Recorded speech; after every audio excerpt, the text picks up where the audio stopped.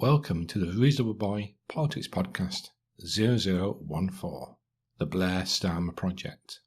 Today we're going to talk a little bit about how Keir Starmer has now started to stamp his authority on the Labour Party and the Labour movement. It's very disconcerting and very disturbing to see how he's gone about that. It seems to him that our BAME members do not matter. He's not prepared to investigate the serious allegations within the Labour Leaks report about BAME members allegedly being targeted by Labour officials at head office under the General Secretary of Ian McNicol. These allegations have been spread widely in the media, except of course for the mainstream media, who seem to somehow missed these allegations. I'm sure if it was Jeremy Corbyn still in power and the Labour Party, that these allegations would have been spread more on the front page of every single newspaper in the country. But because it's Keir Starmer, everybody seems to have a blind side to that. And I don't think, even if you are a Starmer supporter, which I am not, but even if you were, you would look at it and say, well, these people haven't been treated fairly at all. And I would want my leader of the party to ensure that they are, and that those responsible are brought to book. Now we have a investigation underway in the party to find out what exactly has happened, which we probably know what's happened. With the leaked report, it's been leaked to the media, and there's been several allegations made about people within the party, so I won't name those people. But it's common knowledge that the General Secretary at the time, when these allegations took place, was Ian McNicol, who was now in the House of Lords, and it seems that Starmer has this blind spot for BAME members. His recent statements regarding Black Lives Matter are grave cause for concern. A man who's used to language and the importance of language and how that represents a case as a barrister calls into question his judgment, not only as a politician but as a well-educated person. You have to look at the fact that he called the Black Lives Matters as a moment. I wouldn't, for one moment, no pun intended, describe this as a moment. I describe it as a movement of people who have been undervalued and misrepresented and discriminated against for so many years, so many decades, that they finally said enough was enough. And for the leader of the Labour Party to just describe it as a moment rather than saying, look, in those certain terms that we back these people against the racist outpourings of other people within the country, and that we fully support their right as individuals to be able to go about their normal lives without prejudice. And I think this was a missed opportunity for the man who some people have called forensic. It brings a forensic ability to questioning and understanding issues, and I don't really think he understands those issues. He certainly doesn't understand those issues as Jeremy Corbyn would. And it's very worrying to see Keir Starmer actually look rather immature. It's certainly politically immature in the way he's acted on this. It's certainly disturbing to see how he's used the power of the right wing of the party to stamp his authority in so many different areas of the party, or begin to do so, shall we say. And he seems to understand that, but he doesn't understand the consequences of his actions. He's recently set up a diversity committee to look at diversity within the party. And the committee is a committee of white people. Now, I don't know the full complement of people on that committee. I would hope that there'd be somebody with disability. There should be somebody from the LGBT community. There should be somebody from the BAME community. There should be a women's officer on there as well. And I think, realistically, that committee should be as broad a range of people as possible. And when I say broad, I don't just mean broad in that diversity, but broad in their political views as well. Because I don't think you get good governance and good policies with just one lot of people from the left or the right or the centre. I think you have to have a mixture of them, of all three. Now, obviously, I'm on the left, so I'd prefer much more left-wing policies than maybe some other people. But I think you do have to a certain degree have that balance. And I think this is one thing that I object to more than anything else with Keir, is that balance seems to be more to the right of the party than the left. And as far as the centrists are concerned within the party, I think a lot of them who voted for Keir, they say, oh, give him some time, he's only just become leader. He has quite a meteoric rise into politics. He's only been MP for about 5 years or so. So you got to look at it in that context, but you can't make too many excuses for him, because he's a barrister. He understands language. He understands the meaning of words and how those words represent things.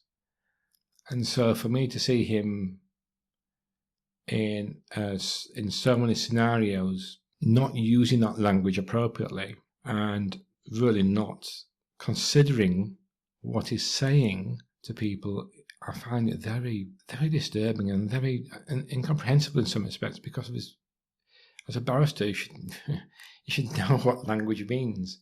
You should know what the words mean. You should know what the context of those words mean. And I just feel that he's operating at a level which is for him and him alone. And unless you fit within that level, he doesn't consider it. And I think that's the problem we've got with Keir, is that I think he can come down a level or levels to the normal people in this country, to the ordinary folk. And I do feel that he's making quite a big mistake in ignoring people and underestimating people's views, and it just saddens me really, because we had some fantastic couple of years with Jeremy Corbyn as leader of the party, with some fantastic policies, and when you look at the crisis we're in at the moment, he seems to want to support the government. Now, I don't want the government. I want this crisis to be over in a way in which it doesn't come back, and I do want to support them in that way. But I do not want to support people in a government that's caused over 65,000 deaths. And I think where I have a problem with Keir is that he should be qualifying those statements and saying that I will support you to enable you to get the legislation through for these measures, to make us safe, to have a vaccine, etc., etc. But what I won't allow you to do is to have a situation where that 65,000 death rate that we've got in this country is exponentially higher. I won't support you or give you blanket support for underfunding the NHS, or underfunding social care, or withdrawing the furlough scheme. Now, and that's another area that I think he's made a few mistakes on. I think the furlough scheme was a good idea, and it was a good idea by a Conservative Chancellor.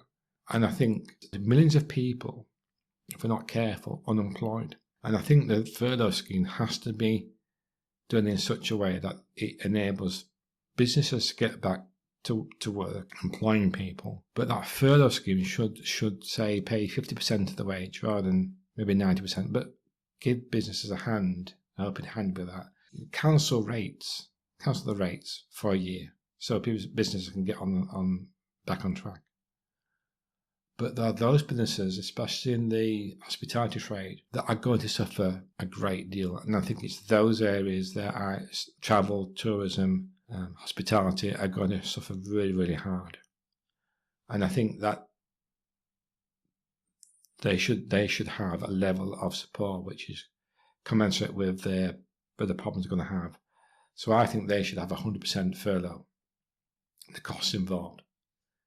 And I think all tax and all council rates should be abolished for them for a year. Get them back on their feet so they can save some money and they can come back later on. I do think there needs to challenge the Chancellor on this, because we need to make sure that people are protected. And the one scheme that they dreamed up was, and this is from Keir and the Labour Party, is that, okay, let's defer people's rents for 2 years. Well, that's just putting up debt for 2 years. Let's give the landlord the money direct. Say, right, okay, how much is your rent? Say it's £1,000 a month or whatever it is. Government pays it straight to the landlord. Keep people in their homes. Pay the full rent, no matter what it is, because most people, only a month or two away from being evicted if they don't pay the rent. Pay the rent direct to the landlords. Keep people in their homes so that they can, when it comes to starting up the economy again, that the people have got money in their pockets that they can start to use to hopefully to buy stuff and kickstart the economy again. And B, that stress that they have for paying the rent and stuff is not there, and give them that leg up, that breathing space. Landlords won't miss out. They'll get money direct payment to them. Let's stop talking about loans and let's just pay direct to the landlords. And let's do that for as long as it takes, really. If a vaccine comes at the end of the year and we all get the vaccine by February, then fine, you can probably stop paying these rents by March next year. Costs money, but we'll get that money back because the people won't be kicked out of the houses, they won't become unemployed, and they won't become homeless, and that won't put pressure on councils. It won't put pressure on mental health services and health services. So it sounds like a lot of money, but on the scheme of things, it's not. So this is a missed opportunity for Keir and his shadow cabinet. And I'm afraid the shadow cabinet are, in my opinion, are awful. I think they're going back to 2010 and 2015, and it just won't wash anymore because people have moved on. And I think it's really time that we saw some real action from the shadow cabinet, because if we don't, they've lost Scotland, they've lost the north of England, certainly the northeast of England, they've lost parts of the northwest, they've lost parts of the West Midlands. What more do they want? Do they want to lose the whole lot? And are we going to end up being a national party but only having support in the southeast of England? Is that what they want? Because the way they're acting now, that is what's going to happen. And we've got the local elections coming up next year and the year after. And if they don't get that together, they'll lose council seats as well. And I don't think they can carry on the way they are doing, because I think a few more years like this, not taking them into account, not coming out with really good policies, which are, when all said and done, the 2017 and 2019 election were costed. So what was promised, we could afford. And I think if we go away from that, then we can forget the Labour Party as being a national party anymore. There may be the odd pocket here and there in the North East, North West, Yorkshire and Humberside, and the Midlands. But the way that Keir's taking the party at the moment, it's going to be a disaster. And I don't want that to happen, but I'm afraid I can see that happening. So as far as I'm concerned, Keir's playing the Tony Blair playbook as far as it comes to managing the party. And under Blair, we lost millions of votes. And because of that, we lost Scotland in 2010. And 2015 was even worse. So my confidence in Keir isn't great, and he needs to put up or shut up. That's all for now. See you later. Bye.